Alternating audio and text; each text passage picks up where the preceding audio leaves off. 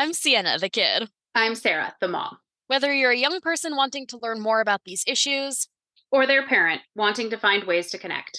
we want you to join us as we tackle some important subjects.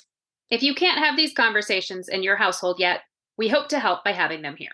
Welcome to Queer Kid Straight Mom. Let's talk.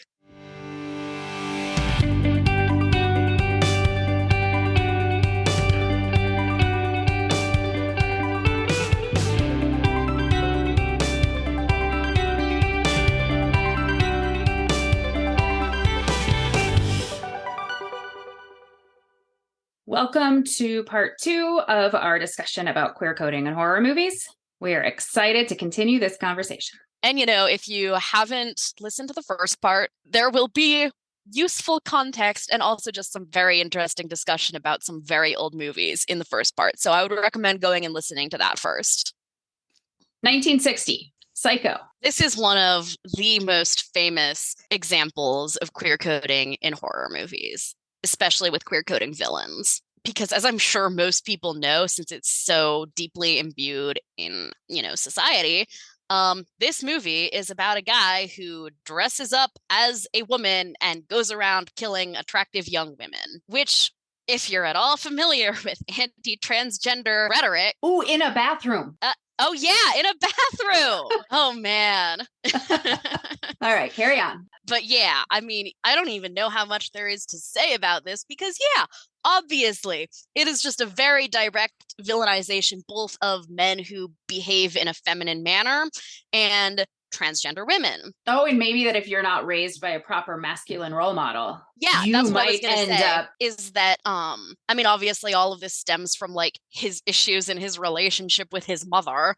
The idea that, queerness stems from parent issues, which is again another really, really, really, really common argument that people will be like, well, yeah, clearly this guy just didn't have a proper role model, or clearly this guy just didn't have the proper demonstration of love between a man and a woman. There's just a whole lot going on that just direct line between this film and arguments that are still used to this day to do a lot of harm against the queer and transgender community. And I don't think that we can necessarily say that, Psycho is responsible for these things because, like I said, horror is not creating fears, right? Like a horror movie that was like, okay, but what if you were scared of erasers?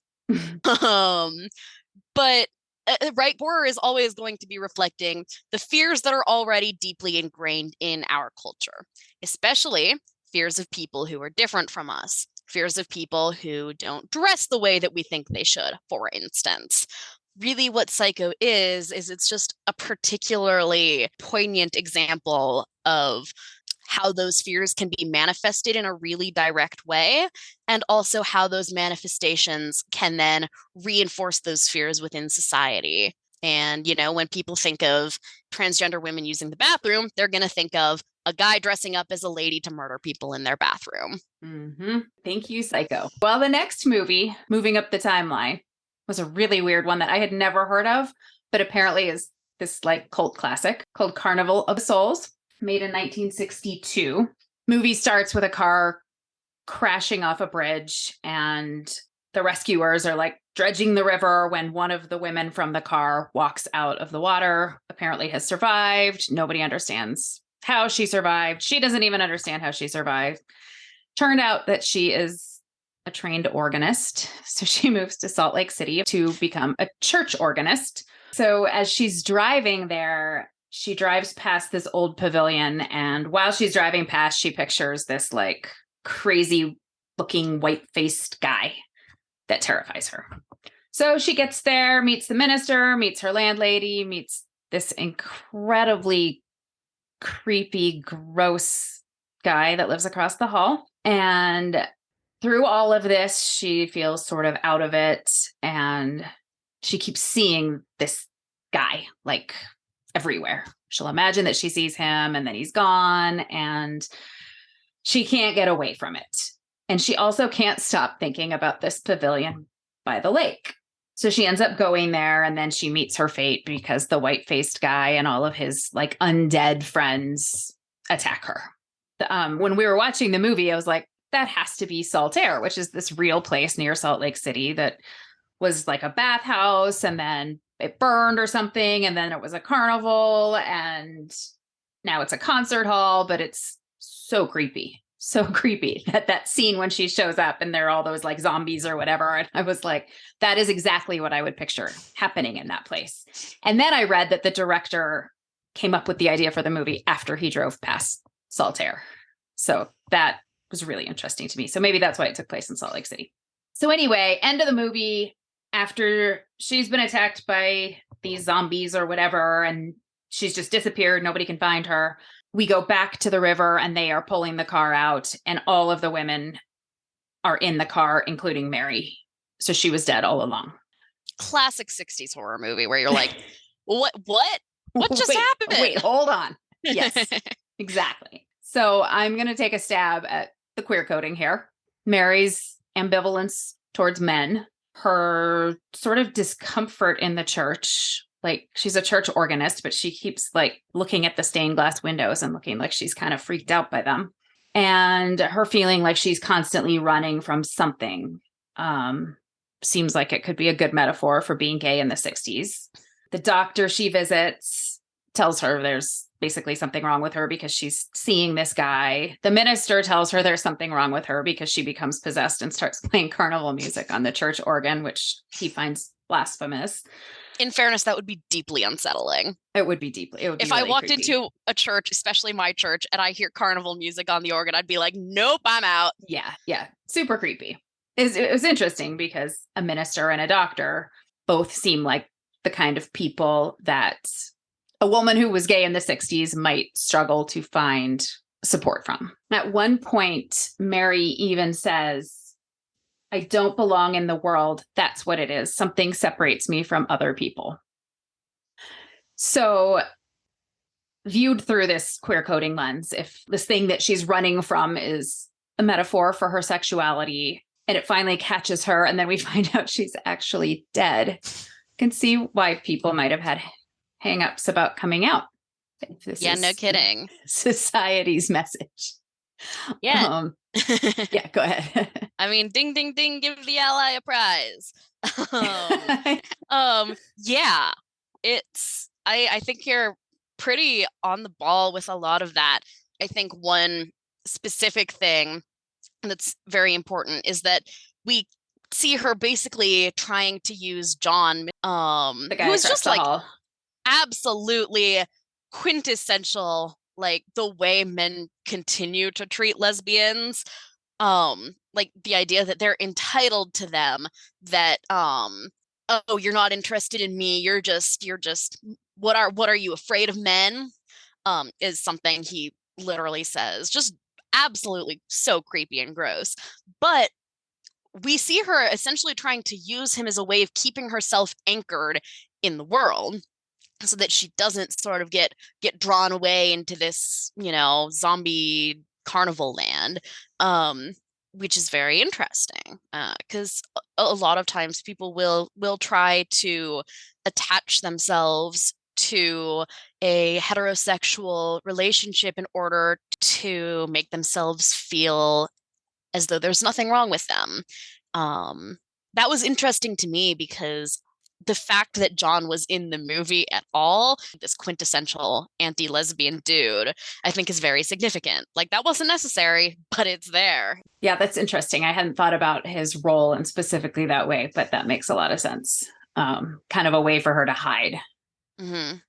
So we find out she's dead, just like Frankenstein dies and the Bride of Frankenstein dies. And did Dracula's daughter die? I don't remember. Yes. Yes. Yeah, because she didn't make this dude immortal, which I suppose that's a whole separate thing. Right. Death by not existing to fulfill the wishes of men. So that brings to mind this phrase that I have heard you use, bury your gaze. Why, yes. This is one that continues to haunt the world of media to this very day.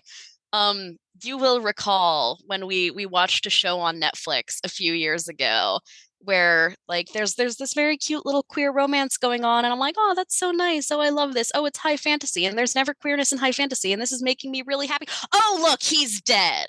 I do remember that. I was so upset. And no one believed me too. Everyone was like, "No, I think you're just being a little bit dramatic. Like sometimes characters just die." And I'm like, "But it's always the gay characters. Why? Because yeah, I mean, and that's part of what the deal with the Hays Code was, is that if you're gonna show a queer coded character, they probably need to end up getting killed off because it's a way of conveying that their lifestyle is not the way to a happy and fruitful and long life. Okay. Yeah. And you know, I am certainly not a person who's going to be like, don't kill any of the characters off, make everyone happy. Like, I love a good dramatic, death scene. But when it's always the gay characters and the gay characters never get a happy ending, it starts to feel like, what are you telling me here? Like, what's the message I'm supposed to be getting? I can see that. I think, a lesbian reading of it is very valid. I think another one that probably doesn't come up very often, but is probably pretty important, is reading her as asexual.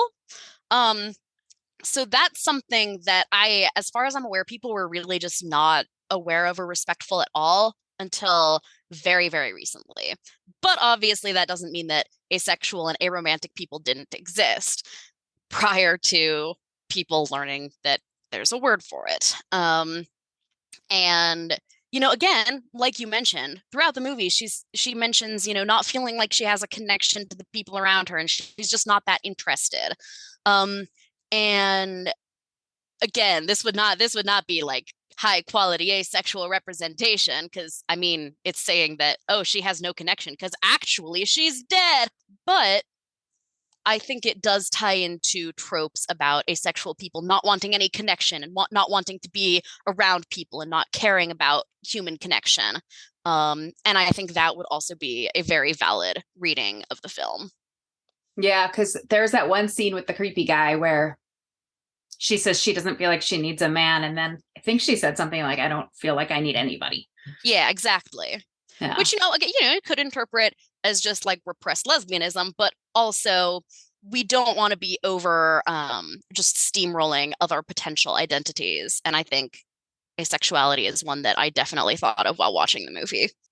For the purposes of research, we had the pleasure of watching Nightmare on Elm Street 2, which I can safely say is one of the worst movies I've ever seen in my life. And I can't believe that there was a market for more sequels after this movie.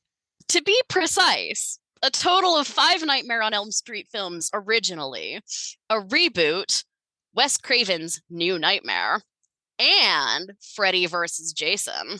Well, maybe everybody just kept thinking, that was really bad. I can't leave it there. I've got to do it better. I don't know. Whatever the case. That was a bad movie. And I loved when you texted me and said, wow, the 80s were wild. And I just want to state for the record that I turned 13 in 1990. So I was not actually a teenager in the 80s. So I'm going to let you take this one because I can't. No, I just want to say that, like, when I texted you saying, wow, the 80s were wild, it had nothing to do with the melted off face guy running around murdering people in their sleep.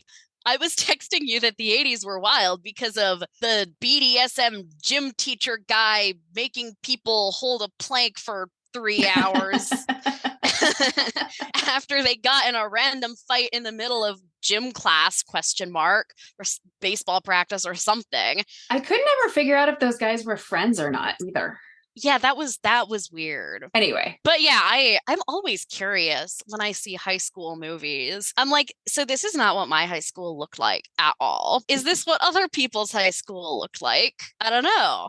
But anyway, as the BDSM gym teacher alludes to, yeah, there's a comment in that scene about how, oh yeah, he goes and hangs out at the queer S&M bars. Oh, he likes pretty boys like you. Again, I want to point out that, like, this was an intentional choice to include this gym teacher who's into BDSM and I guess wants to have sex with a teenager. For those who aren't aware, the entire premise of this movie is that Freddy Krueger decides that, okay, murdering people in their dreams wasn't going well. I'm going to possess this teenage boy and get him to murder people for me. And so the first time that happens, it just cuts to this scene of the lead guy what was his name? Jesse? Yeah, or was Jesse. that the girl? No, that was it. Lisa Okay. was the girl. So yeah, it cuts to Jesse in presumably one of these gay clubs where he runs into his gym teacher, and then they're at the high school. I don't know. He was like making him run laps to punish him for being at the club or something, and then he told him to hit the showers. Right? Yeah, it was really weird. But then he maybe was headed that way. I don't know. It was very strange and very gross. And then all of a sudden, supernatural things start happening, and like the sports equipment starts attacking the gym teacher while Jesse's in the shower. So then he like gets dragged by a jump rope so that he's like hanging from pipes or something, and then the Jesse becomes Freddy Krueger and like murders him. For a little bit of context, like the original Nightmare on Elm Street is also very much known for having this kind of morality, purity narrative, like bad things happen to people who have sex. And a lot of the murders in that one are framed in a way that is meant to be kind of reminiscent of sexual violence.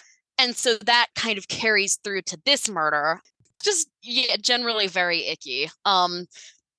And so that was part of what I thought was significant about that was just like the general grossness and the conflation of like sexual violence and queerness and BDSM, and those are all the same thing, no distinctions. And then also the fact that I sort of interpreted it as this was the first murder, and it was kind of this like sort of dreamlike sequence that wasn't really similar to any of the other murders or attempted murders. I interpreted it as it was how much Jesse disliked this gym teacher that sort of made him go after him in the first place. And so this association of queerness and evilness, and that's what opens the gate and lets the evil of Freddy Krueger into the world. And the fact that like they made this gym teacher into like a victim of a brutal murder, but also a sexual predator. Villain and a victim. Yeah. And so there's the love interest, the girl who, when Jesse turns into Freddy Krueger, which is not just being possessed, it's like he comes like crawling out of his chest. I don't know. That was so weird. Whenever he's Freddy Krueger, she's like trying to like, I know you're in there, Jesse, you know, and she ultimately saves him by loving him or whatever. So I thought that was kind of an interesting, like, but the love of a good woman will save you from your nefarious impulses. Don't recommend it. I mean, I recommend it if you would like to be very, very entertained in a kind of gross, disturbed way. Yeah. I mean, we got some good laughs. That's for sure. All right. Let's wrap it up. This has always been one of my favorites. The Lost Boys from 1987. What's not to love? Got the Doors, Santa Cruz Boardwalk, big hair. It's a pretty fun movie. And reading about it, found out that it was actually directed by an openly gay man, Joel Schumacher. Having also seen it on this list, I have seen it many times, but I was trying to come up with, we've talked about the fact that my gaydar isn't really finely tuned, but listeners, she did not realize that Dead Poets Society was extremely, extremely queer. I was like 12. Anyway, so the only things that like seemed, especially because this is an 80s movie, like not even the long hair and eyeliner, like it's particularly gay. The only thing that like struck me when I watched it over the years was the little brother, like did a lot of preening, and he had this poster of Rob Lowe on his wall that was like, okay, interesting. But trying to go at it from a queer coding angle. So there's this group of vampires that roams the boardwalk at night looking for victims and apparently recruits. And Michael is this kid that's new to town, and he goes with them to this cave where they hang out because he's like completely enthralled with this woman that hangs out with them. And when they get there, he's eating some rice out of a takeout container. And the lead vampire, David, says, "How are those maggots?" And he's like, "What?" And he looks down and the container is like crawling with maggots and it's disgusting. And he spits it out and he throws it and they all start laughing. And he looks and the container really does just have rice in it. And then the same thing happens with a container of noodles that is like worms, but then it's not. So then David offers him some wine and the woman, Star, is like, "Don't drink that. It's blood." And Michael is like, "Oh, they're just messing with me. It's totally wine." And they're like doing this thing. So he drinks the wine and he'll be a half vampire until he has his first kill. So he gets involved with these guys because of a woman. But after he drinks the blood and he starts kind of hallucinating, there's this scene where he's picturing Star's face and then it like slowly transforms into David's face and he's whispering Michael's name. And so I thought that was really interesting because I guess my take is that I guess if I have to give this a queer coding spin, it's that these guys are using things that are actually acceptable or appealing, like rice, wine, this woman, to like trick somebody into having the thing they actually want that they would never admit to wanting. Into joining their group of guys who all live together and the only woman is there as like a giant manipulative trick. So that's my read. That's what I could come up with. You got anything else? No, I'm going to be honest. I don't remember it super well, but what I do all kind of tracks with what you said. Okay. So this is kind of interesting. I'm wondering if it's intentionally a metaphorical part of the storyline. Is it just an unintentional viewpoint of a queer director that like, this is how vampires are in his mind, but he's not actually trying to make some statement. I was wondering all of these things. And then I found this article on an online magazine called Mike about Joel Schumacher and how he had this sort of quiet queerness. He didn't try to hide it, but it wasn't part of his identity to him. He didn't talk about it. He didn't make it a cause. He didn't really like feel like it needed to be discussed. And the writer of this article actually said this, I just thought this was kind of a funny quote. "Is there use in projecting queer ideology on Schumacher's filmmaking? Perhaps, if that should move you. Though Schumacher would likely find that reading to be bourgeois intellectualism at best and pigeonholing at worst." So, I think that's really interesting because it doesn't. A queer reading of something does not have to be, this is the secret queer message behind it. It can, like you were saying, it can simply be an incorporation of the way that you experience the world. And, I probably will cite Magnus Archives multiple times just because this is one of my favorite things, especially when it comes to horror. I think that the creators of this is a podcast, a horror podcast that I'm really into, have a brilliant approach when it comes to horror. And one of the director said, "The benefit of having diverse characters is it just makes your story more interesting because there's more horrible things you can do to people when they have more diverse backgrounds." Like, having diverse characters and having diverse creators just allows you to expand the way that you look at a story. And sometimes that doesn't necessarily manifest itself in awesome ways. I'm looking at you, Dr. Pretorius.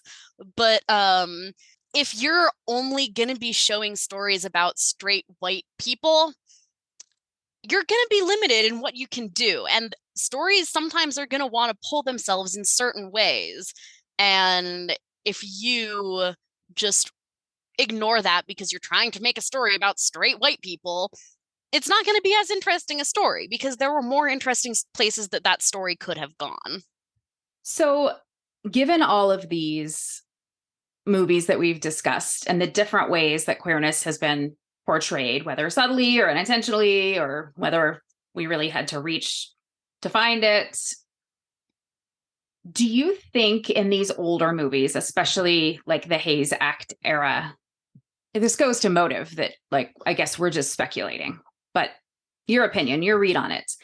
Was this more people trying to maybe explore their own queerness or express their own hidden queerness, or provide a sympathetic window into the oppression that queer people faced during that time? Or was it more like a morality tale, like warning people against those urges? I think it depends. I think there are some, like, Nightmare on Elm Street to me reads very like exploitative, and obviously, like we've mentioned, is very well known for being kind of a morality tale, even in the first movie.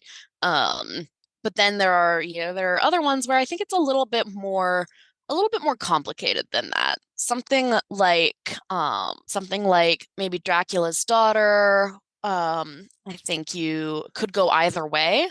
We're just not sure what they were trying to say there. Were they trying to say that you have to fight your unnatural urges because you're a danger to the people around you, or was it trying to say trying to fight who you are will ultimately lead to your own self-destruction? That really can go either way in my mind. And I'm just not sure. And have to probably do a much deeper analysis of the movie than we did Mm-hmm. here, to really get to that. But and then something like Carnival of Souls, I think, is probably much more in the territory of sort of sympathetic, um, potentially an allegory for the oppression and the isolation that queer people experience. And then, of course, we've got something like Lost Boys, where it's not necessarily, from what you've said about the director, it's not necessarily supposed to be related to queerness at all. And yet the fact of the creator's queerness sort of just seeps into the film because as an artist that naturally happens. Your understanding of the world, your experience of the world, the lens through which you view things is going to impact what you think is relevant, what you think should be included, what you think are compelling storylines to explore. Even if you're not, even if you're like this director who sort of said, I'm not really interested in dealing with my queerness in film, you still can't set that part of your identity aside necessarily. It's still going to impact how you view the world and how you create art. So, what are your final thoughts on queer coding in horror movies? Why does this matter? Why is this worth examining? So I think it's easy to be like, oh, haha, this is just a funny thing that old people did in ye olden times when they were all repressed and sad. Um, and I certainly think it's very interesting from a psychological standpoint, and I love to go back and watch these movies and be like, wow, this is fascinating. And yet, we've already discussed the ways that this kind of continues into to more modern film. We still see a lot of queer coding in queer coding of villains and antagonistic characters. One of the most kind of classic examples of that is if you look at Disney movies, so many of the male villains are very obviously queer coded. And similarly, we've discussed the bury your gays trope. That is still something I think people are getting better about it more recently. And yet, it still comes up over and over again. And there are not a lot of pieces of, especially popular media, that portray queer characters getting, just a happy ending. We have to be conscious of where those tropes come from. And we have to be conscious of how they're used, how they have been used, and how they continue to be used, because they're not just harmless little tropes. They have a real impact on society, the society that views them, and the queer individuals that view them as well. If society is constantly being permeated with media that is saying queer people are scary and spooky and evil, like how are they going to see queer people? I mean, we really discussed that a lot with Psycho and how those things continue to kind of rebound across society today, with how we see people treat transgender women. And if you are a queer kid growing up and all you see is you are evil or you are going to die a terrible death, it really, there's an element of like, it doesn't matter how supportive your family and friends are, because the message that you're receiving every single time you turn on the TV is you are bad, you cannot have a happy life. And that sort of subliminal messaging can have a really, really long-term impact. And I mentioned this again with Psycho. I don't think that it's necessarily the fault of media that these things are being reflected, because that's what they are. They're reflections of what we as a culture find scary or what we as a culture see to be the case. But I do think that people who are producing media have a responsibility to be aware of what their creative choices are reinforcing within society. Nothing in, at least, in most media, nothing in most media is an accident. It shouldn't be. It should all. If you take a novel writing course, they're going to say, "Don't waste any words." Like every single thing you put in the book should have a purpose, and the same goes for other forms of media.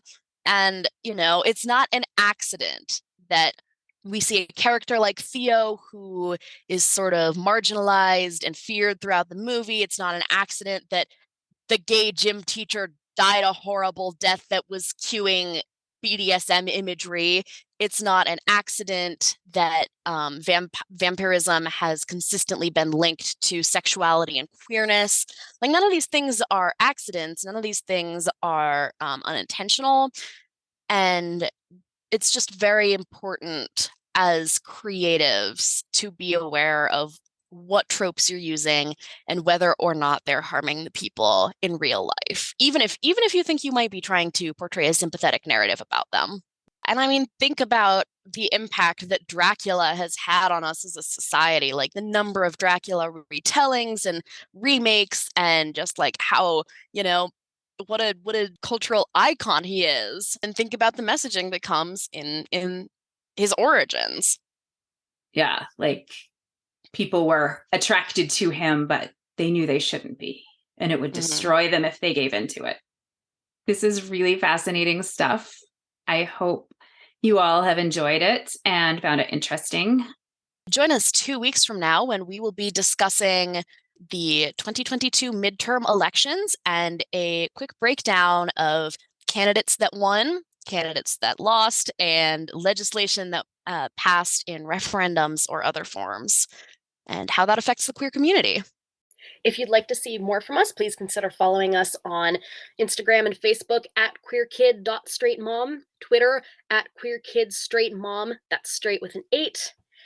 And if you have anything that you would like us to talk about on one of our next episodes, any questions or topics you'd like covered, please feel free to leave a comment on any of those social media pages. If you would like to help support us, you can rate and review us on whatever platform you're listening to us on. And if you would really like to help us out, we have a Patreon under Queer Kids Straight Mom. Thanks so much.